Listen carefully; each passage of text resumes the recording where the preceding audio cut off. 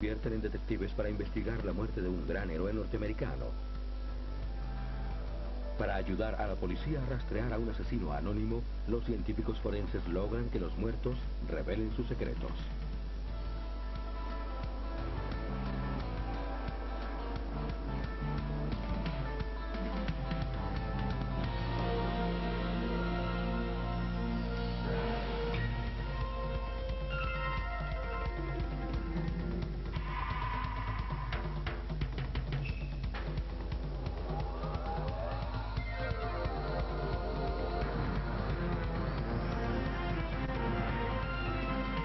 Discover Magazine.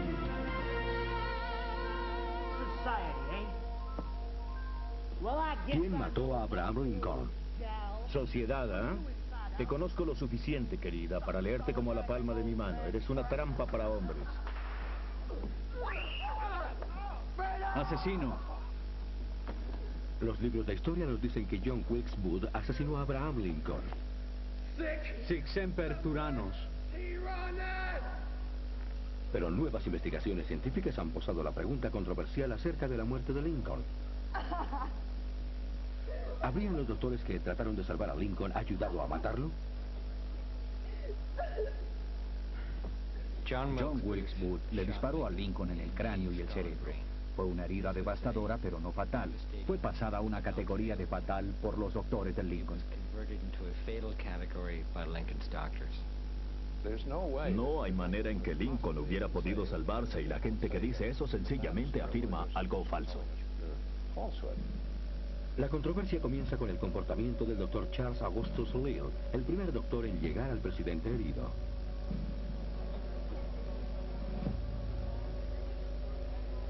¿No un heredero a la fortuna, señor Trenchot? ¿Qué? ¿No hay fortuna? Esta es la versión del doctor Lille de lo que ocurrió en Washington, D.C. la noche del 14 de abril de 1865. Después de cumplir con mis deberes diarios en el hospital, fui al Teatro Ford para ver la obra Nuestro Primo Americano.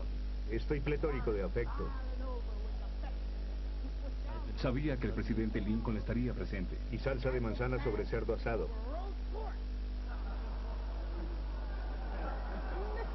Señor Trenchot, ¿quiere por favor recordar que se dirige a mi hija en mi presencia? El último lugar disponible era un palco a 12 metros del palco presidencial. Yo tenía la mejor oportunidad de ver claramente el rostro del presidente. Estaba profundamente impresionado con su divina apariencia. Eres una trampa para hombres.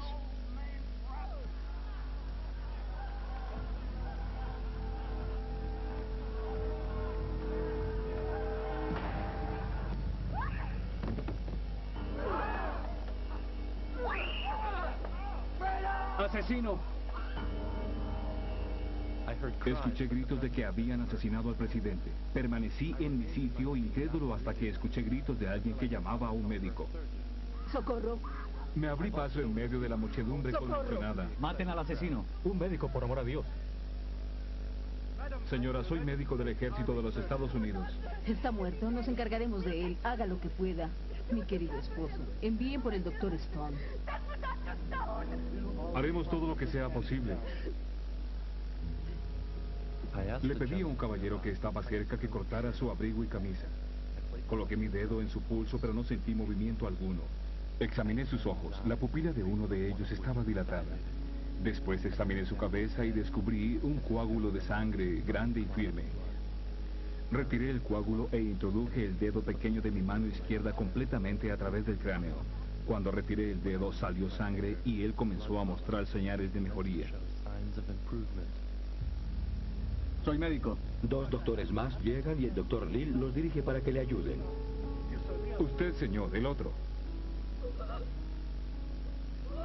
La respiración del presidente era difícil en extremo. Me sostuve encima de su cuerpo, tórax contra tórax, rostro contra rostro, y respiré con fuerza dentro de su boca y fosas nasales, lo que mejoró su respiración.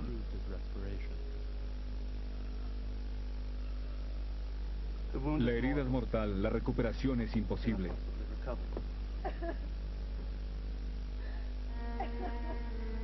Se me pidió que lo colocara en un carruaje y se transportara a la Casa Blanca.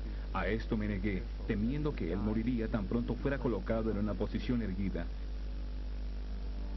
Retiré la sangre coagulada del orificio y empujé el botón de hueso que actuaba como una válvula permitiendo la salida de sangre que aliviaba la presión en el cerebro.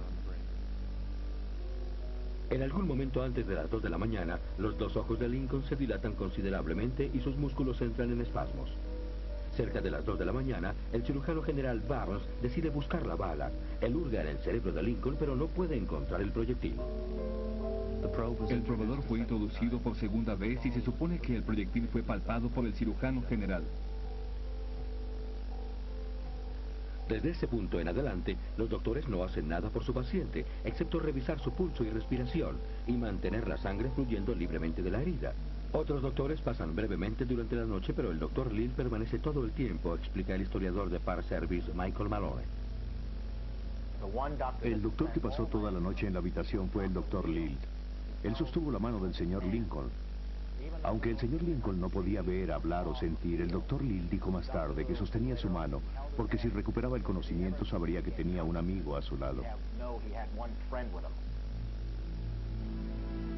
A las 7:22 de la mañana, 9 horas después de ser apaleado, Abraham Lincoln, tal vez el presidente más grande que los Estados Unidos haya tenido, dejó de respirar.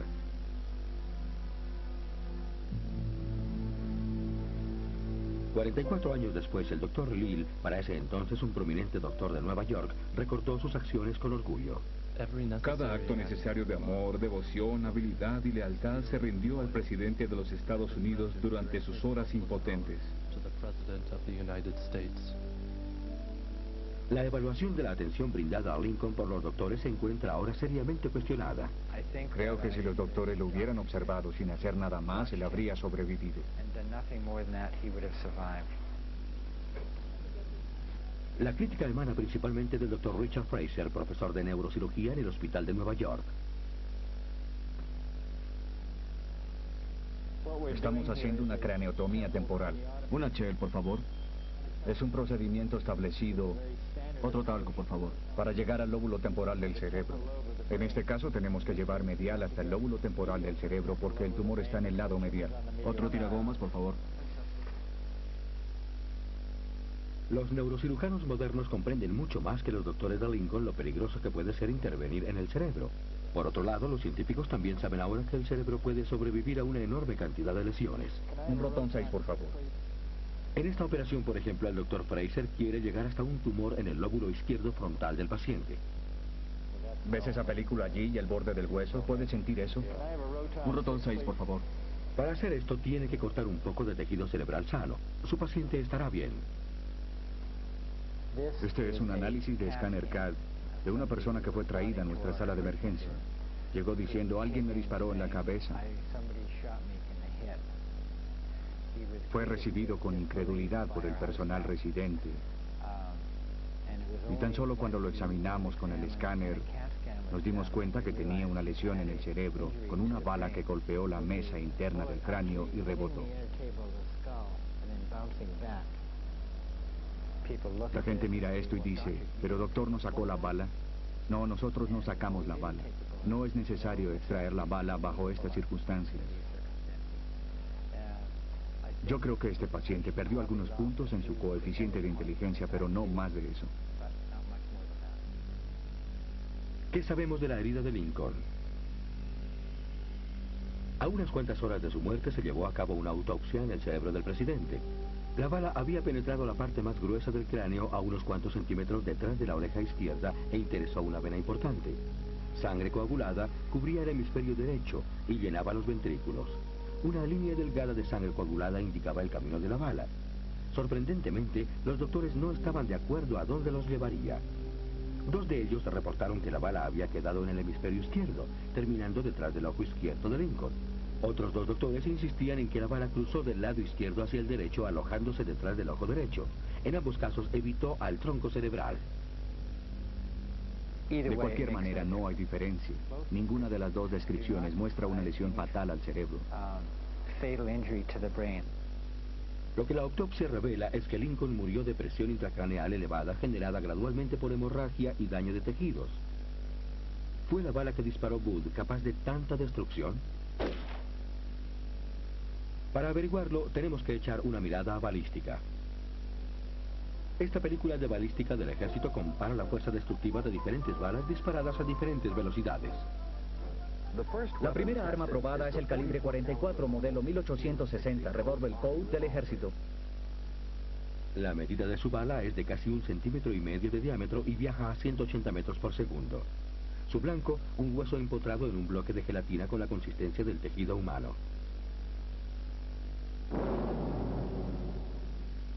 La bala crea una cavidad temporal en la gelatina. Y entonces, al igual que en el cerebro, la cavidad se rellena nuevamente, dejando un sendero permanente mucho más pequeño. 100 años después, el M16 disparaba una bala mucho más pequeña, más de 5 veces más rápido, 990 metros por segundo.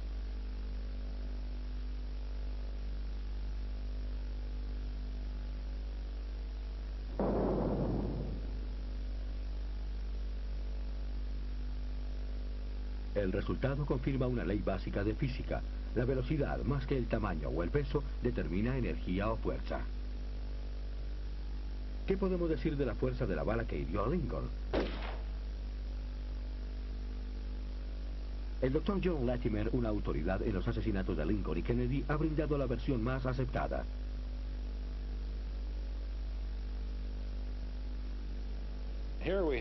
Aquí tenemos una pistola Derringer, exactamente como la utilizada para dispararle a Lincoln, y de cañón corto, así que no es exacta a cualquier distancia. Era una pistola especial para los apostadores, y si se quería usar, lo que se hacía era acercarse mucho a la víctima, colocarla contra su cara y dispararle. Lo cruel de esta pistola de cañón corto es esta pequeña hilera de puntos que se ven aquí, que son las terminales de los surcos que hacen que el proyectil gire. Cuando el proyectil gire, si golpea un pedazo de cráneo, también ese pedazo de cráneo girará. Así que todos estos fragmentos entraron girando en el cerebro de Lincoln y fueron devastadores. Quiero decir que la herida que creó fue terrible.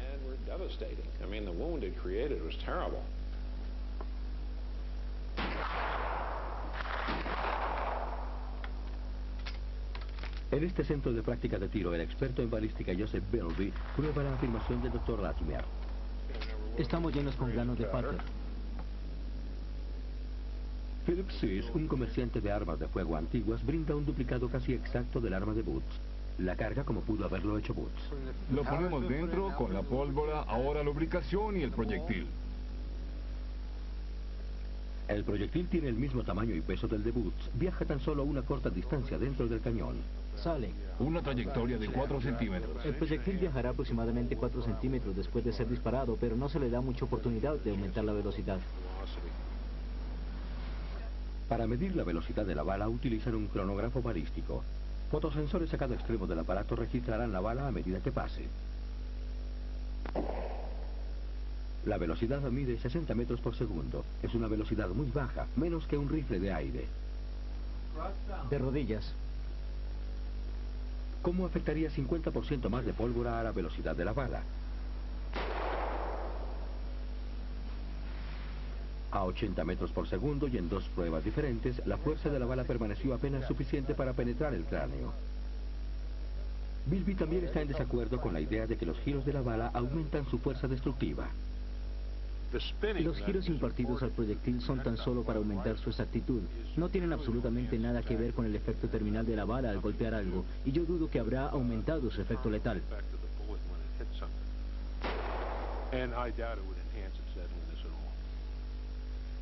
La bala ni siquiera entró completamente en el cerebro. Claramente este misil de baja velocidad había gastado casi toda su energía al golpear la porción más gruesa del cráneo, que es la región occipital.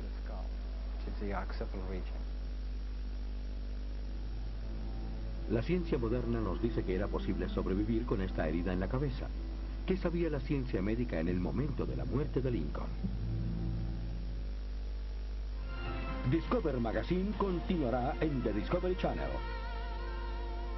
En The Discovery Channel. Bien, creo que te conozco lo suficiente, querida, para leerte como la palma de mi mano. Eres una trampa para hombres.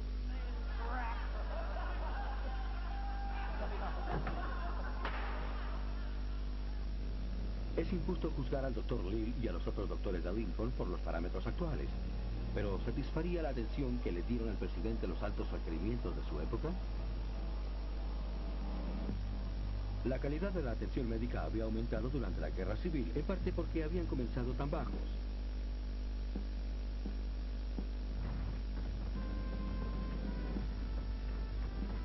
Los adelantos en las armas creaban heridas horrendas. El solo número de víctimas, cientos de miles, abrumó a los mal preparados doctores.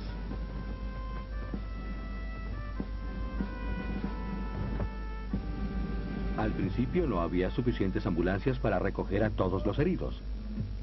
Con el tiempo se agregaron más ambulancias y hospitales de campo fueron organizados detrás de las líneas.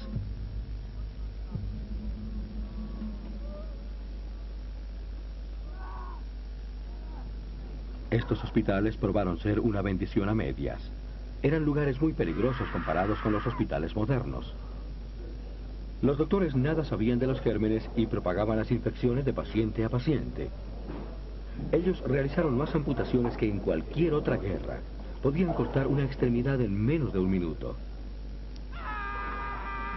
Pero la guerra dio a los doctores norteamericanos un valioso entrenamiento práctico, de acuerdo con el historiador médico, el profesor Dale Smith. Durante la Guerra Civil, los doctores norteamericanos experimentaban su primer encuentro con traumas serios. El médico general promedio podía haber visto el ocasional hueso roto, pero nada como la fractura compuesta que resultaba de una bala de estas. Aprendían en la práctica de una anatomía de la que tan solo habían escuchado y con la que tenían que trabajar ahora.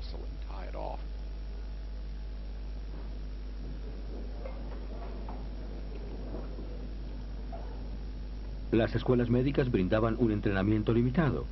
Los cursos no mantenían el ritmo de los avances en la ciencia médica. Hacia 1860, hay un esfuerzo de reforma para expandir la escuela médica al área clínica para, en efecto, reemplazar la relación de aprendizaje de 1 a 1 entre el preceptor y el aprendiz, con la escuela funcionando todo el año. Lill también sirvió como cadete médico en un hospital militar afuera de Nueva York. Allí él trató heridas por armas de fuego, pero en su mayoría trató enfermedades. Él regresó a Bellevue en 1864 para terminar los cursos. La educación de Lill fue de muchas maneras lo mejor que Estados Unidos tenía que ofrecer. Era el equivalente del graduado con honores de la escuela de medicina más respetada en aquellos momentos. Un mes después de su graduación, Lill comenzó a desempeñarse como cirujano asistente en un hospital del ejército en Washington, D.C. 2 semanas más tarde, el joven doctor se encontraría cuidando a su comandante en jefe herido. Doctor, ¿está muerto? Haga lo que pueda por él. Mi querido esposo, envíen por el doctor Stone. Haremos lo que sea posible. ¿Cumplió el doctor Lill su promesa? Sí, dice el experto en el asesinato de Lincoln, doctor John Latimer. El doctor Lill hizo la única cosa que ayudó a Lincoln. Cuando hurgó en el cráneo para ver si el proyectil había atravesado el cerebro y sacó el dedo, también retiró el coágulo y salió. Posiblemente hubo una emisión de tejido necrótico del cerebro y un poco de sangre. E inmediatamente Lincoln comenzó a respirar. Introducir el dedo en la herida de la bala no fue una buena idea en 1865 y tampoco lo es hoy. No esperaría que alguien recién graduado de la escuela de medicina conozca mucho. Y por lo que yo sé, y esto es algo que no puedo documentar de ninguna manera, aquella había sido la única lesión en la cabeza que Lill había visto hasta ese momento. Yo no lo culpo por esto. Procedería igual con uno de mis jóvenes internos por hacer algo semejante.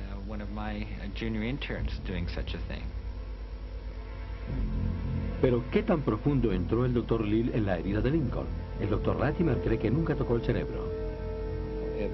Sencillamente no sucedió, no podía suceder. Y la razón es que el orificio está en el cráneo, hecho por una bala Derringer calibre 41. Y es tan pequeño que ni siquiera la punta del más pequeño de los dedos cabría. El doctor Robert Hariri, un especialista en traumas cerebrales, probará sus aseveraciones. Él utiliza la cabeza de un cadáver de cerdo, una práctica experimental normal. Lo que tenemos aquí para este experimento es un modelo para poder probar el efecto de la explosión de la Derringer en el cráneo de este cadáver. Y lo que está expuesto en las cubiertas es una zona comparable al tamaño real de la herida. Como puede verse, este pequeño probador que sale de una pequeña incisión en la parte superior nos permitirá medir las presiones dentro del cerebro mientras la bala entra.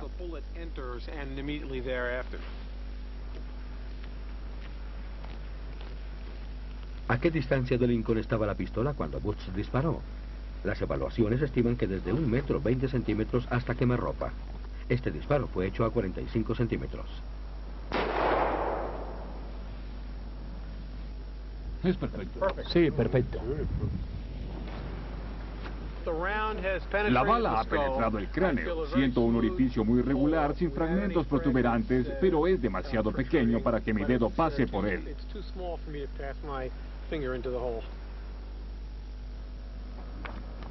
Así que tal vez Lil no haya alcanzado el cerebro de Lincoln, pero ¿hizo daño su exploración? El doctor Hariri examina el resultado de su experimento. Tenemos una impresión del transmisor de presión que implantamos en el cráneo del cadáver. Lo que usted ve aquí es que en el momento de la herida de la pistola hay un incremento dramático en la presión dentro del cráneo. Esta presión pasa de una base de 0 a 100 milímetros de mercurio en el curso de varios segundos y después desciende a la base muy rápidamente. Como ustedes pueden ver en estos ejemplos discretos, más adelante en la línea de base, aún la introducción de un pequeño volumen de la punta de mi dedo se asocia con una elevación dramática de presión dentro del cráneo. En el cráneo de este cadáver, que es un sistema estático sin cambios, vemos que la introducción de un pequeño volumen de la punta de mi dedo eleva dramáticamente la presión dentro del cráneo. Ustedes pueden imaginar lo que ocurrió en la situación de Lincoln con una herida fresca, el derrame de sangre de la vena cercenada y la investigación del médico introduciendo su dedo en la entrada de la herida. La exploración digital del cerebro de Lincoln elevó la presión intercraneal, no la redujo. Así que la contribución de Lil tuvo un resultado adverso. Soy cirujano, ¿cómo puedo ayudar? Soy el doctor Charles Lil. Tome su brazo. El próximo paso de Lil, darle al presidente respiración por el método entonces nuevo de respiración artificial, pudo haber sido su acción más apropiada. Si como el doctor Lil sospechaba, el presidente no estaba respirando, Lil mantuvo vivo al presidente. El presidente habría muerto en 3 o 4 minutos en el Teatro Ford si Lil o alguien no interviene. La herida es mortal, él no puede recuperarse. ¿Fue buena esa diagnosis pesimista? Posiblemente no. Los médicos de entonces ya sabían que era posible sobrevivir a heridas graves en el cerebro. Un caso célebre fue el de Phineas Gage, un trabajador de los ferrocarriles de Vermont, a quien golpearon en la cabeza con una barra de hierro en 1848. Él vivió una vida activa durante 12 años más. Hay que llevarlo a la Casa Blanca. No, eso podría matarlo.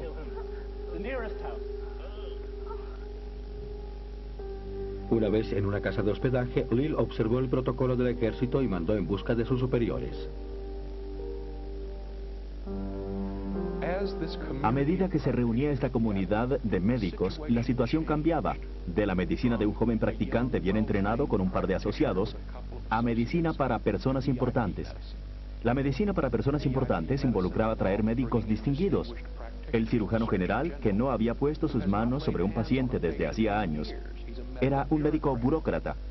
Robert Stone, el médico de cabecera del presidente, era un médico general con muy poca práctica en heridas de bala, pero debido a su antigüedad y sus posiciones, los hombres más jóvenes comenzaron a consultarlos.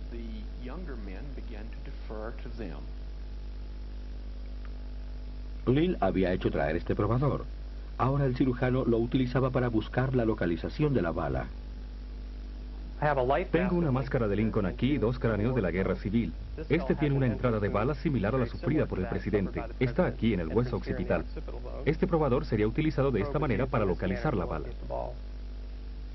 El cirujano general empujó varios centímetros, pasando lo que él creía eran fragmentos de huesos. Lo intentó nuevamente, de acuerdo con testigos presentes. En esta ocasión llegó casi a los ojos del presidente. Lo encuentro sencillamente sorprendente. Eso no se pudo haber hecho sin haber lesionado aún más el cerebro. La ausencia de claridad acerca de dónde se alojó la bala le hace a uno preguntarse si de hecho la bala no penetró tanto en el cerebro, pero fue empujada con toda esta manipulación continua, con los dedos o con un probador de metal o lo que fuera. Y esas cosas contribuirían con la gravedad de la lesión en el cerebro del presidente. De acuerdo con el doctor Hariri, la autopsia sugiere la extensión de los daños que pudieron ser causados por los médicos. Las delgadas líneas de sangre coagulada proveen la evidencia crucial. Para mí no es claro, a juzgar por los reportes de la autopsia, si el sendero que ellos describen se debió al paso de la bala o de hecho debido al pasaje de un probador a través del tejido cerebral en sí. Ambos elementos pueden causar este rastro de sangre coagulada. Yo sospecho que debido a lo delgado y bien delineado de este rastro, fue causado por el pasaje de un probador metálico delgado.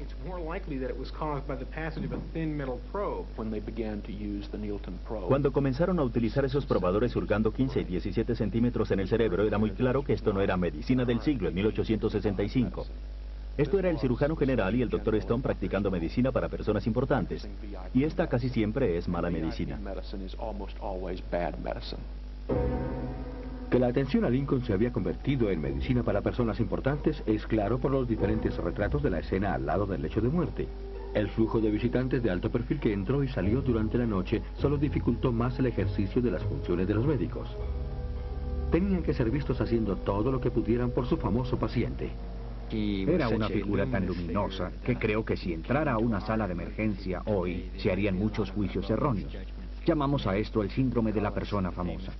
Frecuentemente vemos personas que entran aquí que son muy famosas o extremadamente acaudaladas y son quienes reciben cuidado médico por debajo del estándar sencillamente porque la gente pierde su juicio crítico. Quiero citar el caso de Ronald Reagan. On the flip side, take the case of Ronald Reagan.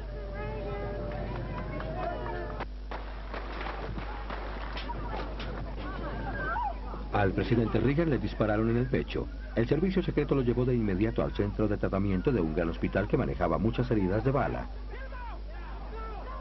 Fue tratado como cualquier ciudadano, de manera adecuada.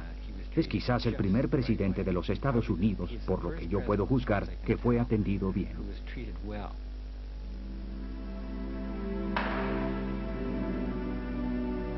En el caso de Lincoln es obvio que sus médicos fueron guiados por el más alto altruismo. Ellos creyeron que hacían lo mejor por un hombre que reverenciaban. De haber sobrevivido Lincoln, posiblemente habría quedado severamente incapacitado. No podría ver, escuchar o hablar. En un sentido terrible, fue más fácil para la nación llorar por Lincoln, el mártir caído, que por Lincoln, el inválido sin esperanza.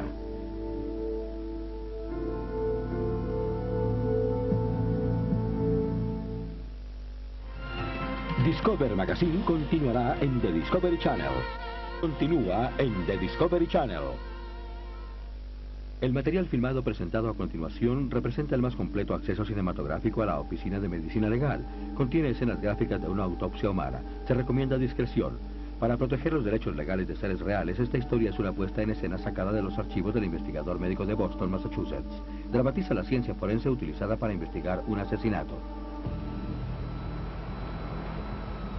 Cuando la policía quiere solucionar un asesinato, llama a un equipo de científicos forenses, y a la primera persona que llama es al investigador médico. El doctor Stanton Hisler y su equipo de técnicos forenses llegan a un paso de ferrocarril.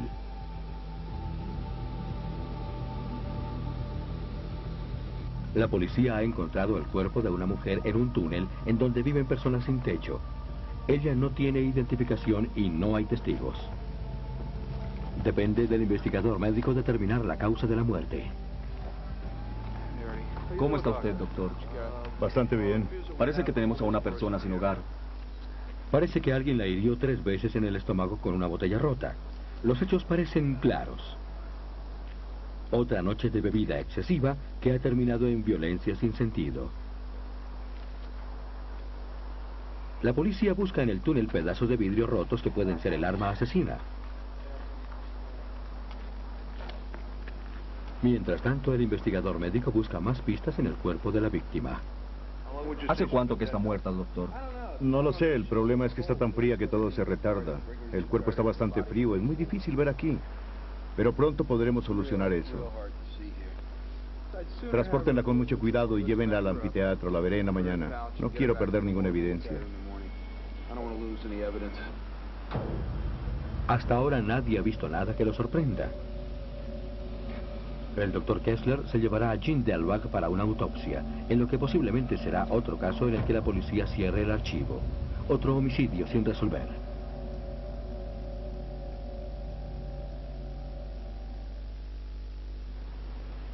...9 a.m. En el entorno controlado de un salón de autopsias, el doctor Kessler y su equipo examinan el cuerpo una vez más en busca de pistas. Es un tatuaje poco usual, una espada que sale de una rosa y una serpiente enrollada. Parece una serpiente cascabel. Ella probablemente proviene del oeste medio. Miren sus manos, ya hay un poco de rigor. En la oscuridad no pude observarla muy bien, pero esta mujer tiene manos muy cuidadas. Esto no encaja de alguna manera. El cuerpo estaba relativamente en buena forma. Estaba limpia, es delgada, musculosa. Entre 35 a 39 años, bien cuidada. De alguna manera no lucía como la típica persona sin hogar. Esto luce como Diane S., parece un número telefónico en la parte de abajo, en la palma de la mano. Y cuando le dimos vuelta noté en la nuca lo que parecía una marca. No sé, como una impresión, parecía venir de una pieza de joyería, la marca de un anillo o una moneda. Sencillamente no era usual. Todo me parecía un poco sospechoso. Entonces, cuidadosamente comencé a examinarla, abrí sus párpados y miré en la parte blanca de los ojos. Y allí vi unas pequeñas manchas color púrpura, que llamamos petechiae. ¿Por qué demonios se presentaba eso? Para mí es un indicio de que alguien ha sido estrangulado. Así que ahora tengo 3 heridas en el abdomen. No sé, como si hubieran sido producidas por una botella de vino. Tengo también estas manchas en los ojos y comienzo a pensar que algo no tiene sentido, que algo no anda bien. Suspendamos la autopsia, llevémosla a rastreo. Yo hablaré con Kenny Martin acerca de esto. No podemos continuar. Esto no tiene sentido. Trasladaron el cuerpo hasta el salón de rastreo de evidencia.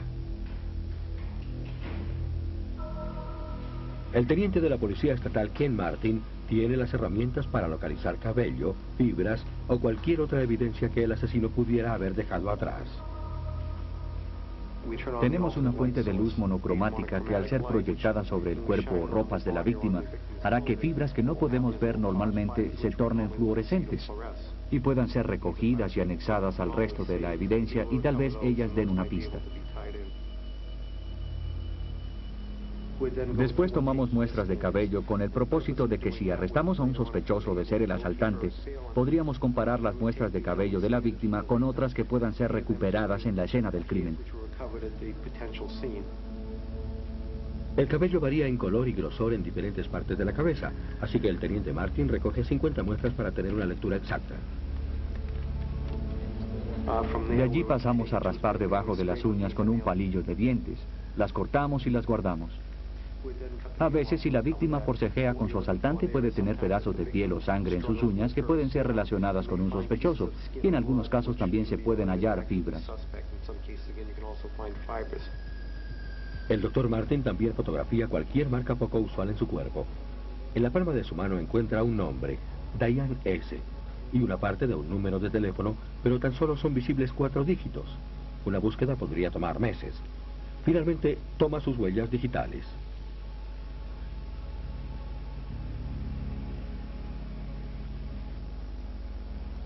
Una vez tengamos sus huellas digitales, se pasan por nuestro computador en Boston. Tal vez ella tenga su historial en nuestros archivos.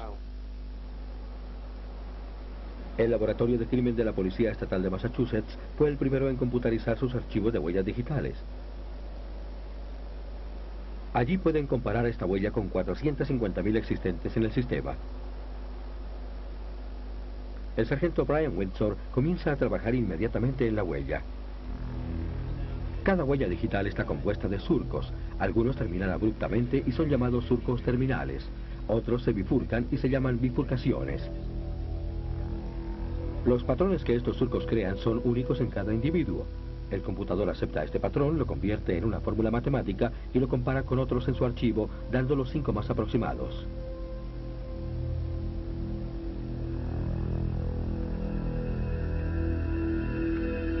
Esta vez el computador no encontró un equivalente. Las huellas dactilares de la víctima nunca fueron registradas en Massachusetts. Así que el teniente Martin decide confrontar las huellas con una base de datos aún mayor, las 193 millones de huellas que tiene en su archivo el FBI. Enviamos esas huellas al FBI. Este las pasó por su sistema que incluye todo el país. Subsecuentemente supimos que tampoco en ese registro se encontraban archivadas esas huellas. Hallamos una botella que creíamos había sido utilizada para herir a la víctima. La botella no tiene ninguna huella visible, así que el teniente Martin la rocea con un talco que saca a la vista cualquier huella latente. Esto resultó en una huella latente que afloró a la vista. La comparamos con la de la víctima y vimos que no era la de ella. Teníamos la esperanza que fuera la del asaltante. Esta vez el computador encontró un equivalente. Lenny Brookster, dirección desconocida y un historial de crímenes pequeños. Como resultado de la investigación pudimos saber que este individuo en particular estaba en la cárcel en el momento del crimen y por lo tanto no podía ser el sospechoso. Nos volvimos a enfrentar con un callejón sin salida.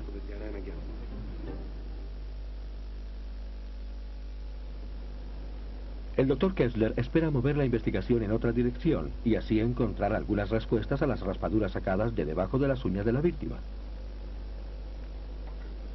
Para hacer visibles estas muestras ante un poderoso microscopio equipado con escáner, el Dr. Kessler las cubre con una capa de oro vaporizado que conduce electricidad.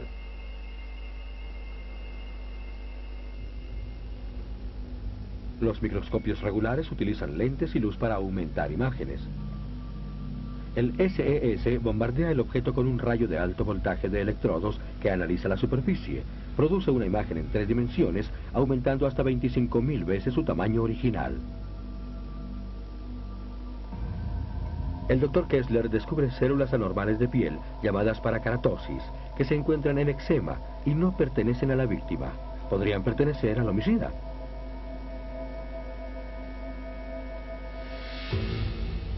Mientras tanto, en el laboratorio de la policía, un químico forense analiza una fibra hallada en el cuerpo de la víctima.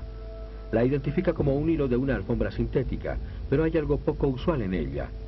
Un hilo normal es suave. Este se ha inflado en el extremo. Él sospecha que la alfombra fue tratada químicamente, un detalle pequeño, pero no hay detalle insignificante cuando se arma un rompecabezas forense.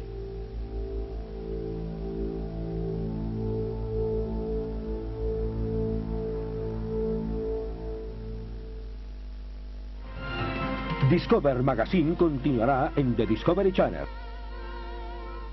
O en The Discovery Channel. Con la evidencia recogida, el Dr. Kessler continúa con la autopsia.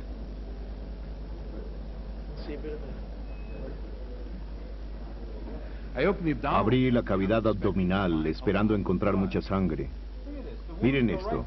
La herida atraviesa su hígado, pero no veo mucha sangre aquí, casi no hay. Menos de 1 onza. Miren el estómago, ha sido cortado. Y aquí no hay hemorragia.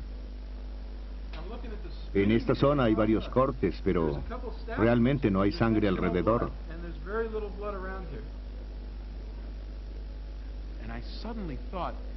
Y de repente pensé, esta persona fue apuñalada después de estar muerta. Diseccioné el cuello y noté que los órganos en el cuello, los músculos, estaban muy congestionados, como si el flujo del cerebro y la cabeza hacia el corazón se hubiesen detenido. Y todos estos cartílagos aquí están rotos, y aquí hay sangre. Esto, unido con la congestión y los ojos manchados, llevaban a la conclusión que en verdad esta mujer había sido estrangulada y arrastrada hasta el sitio en que se halló, y que todas las cicatrices en el abdomen eran post-mortem, hechas después de muerta. Teníamos un homicidio maquillado para hacerlo parecer como la muerte de una persona sin hogar. La policía apresuró su investigación, pero no había pistas ni sospechosos, y aún no tenían la identidad de la víctima.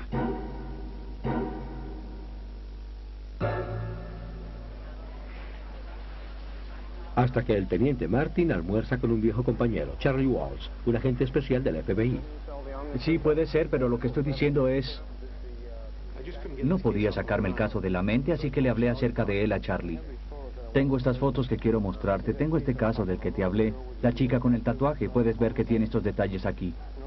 Le mostré las fotos del tatuaje porque él trabaja con pandillas y los tatuajes se relacionan con ellas. También tiene una base de datos donde se pueden identificar muchos tatuajes y sus relaciones. Parece lluvia. Sí, en el extremo de la hoja. Las pandillas llevan tatuajes muy elaborados como una placa. Si Walsh puede identificar este tatuaje, puede conducirlos hacia el victimario. Examinemos esto más detenidamente. Walsh lleva la foto a la jefatura de la Policía Estatal de Boston y la hace analizar por computador. Quiere ver si hay algo escrito en el tatuaje que pueda identificar a la pandilla. ¿Por qué no vemos el detalle de la cuchilla? ¿La cuchilla? Sí, haz una ampliación de ella, veamos si hay letras en ella. Puedo ver algo aquí. ¿Puedes identificar eso? Creo que es lo máximo que lo podrás ampliar. Mira. No hay nada identificable en ello. No. Envían la imagen a la Unidad de Ciencia de Comportamiento del FBI en Quantico, Virginia, para buscar en una base de datos nacionales de miles de investigaciones de pandillas y cultos. Hola, Unidad de Comportamiento. Llama a Boston. Tenemos el tatuaje del que les habló Charlie antes. Sí, lo tengo en el plato. Estoy listo para enviar. ¿Están listos para recibirlo?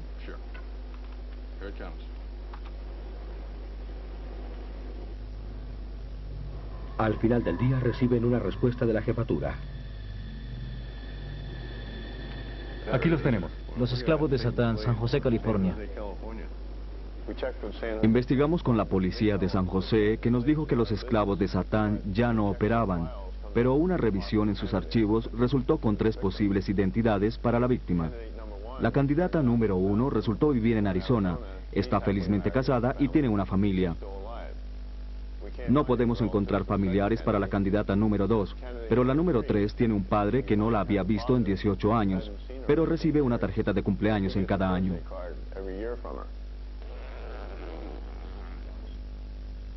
Por aquí, señor Frederick. El padre es llevado hasta Boston para ver si puede identificarla. ¿Luce como su hija?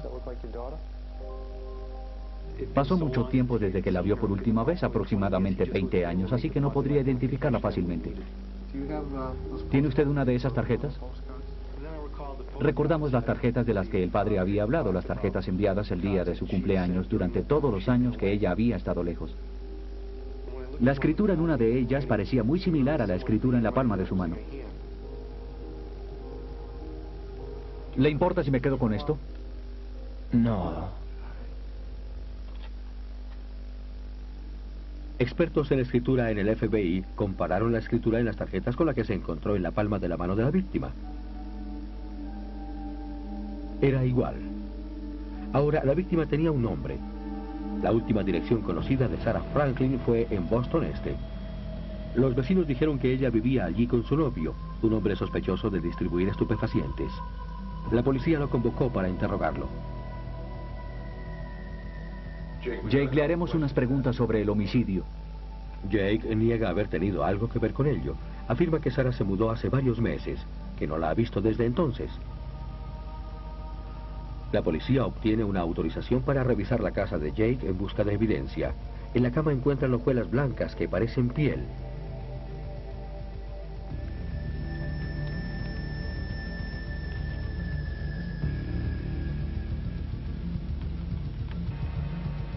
El análisis del microscopio revela que las hojuelas coinciden con las células de piel halladas debajo de la uña de la víctima.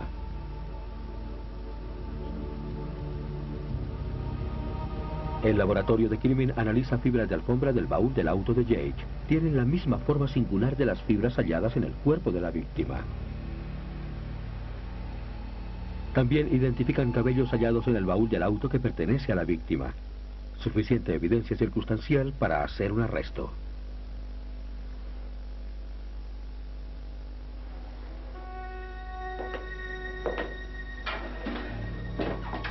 Recibimos los resultados, está sin problemas. Jake admite que él no quería matarla. Ella amenazó con abandonarlo y él tan solo quería asustarla. La aferró por el cuello y ella dejó de respirar.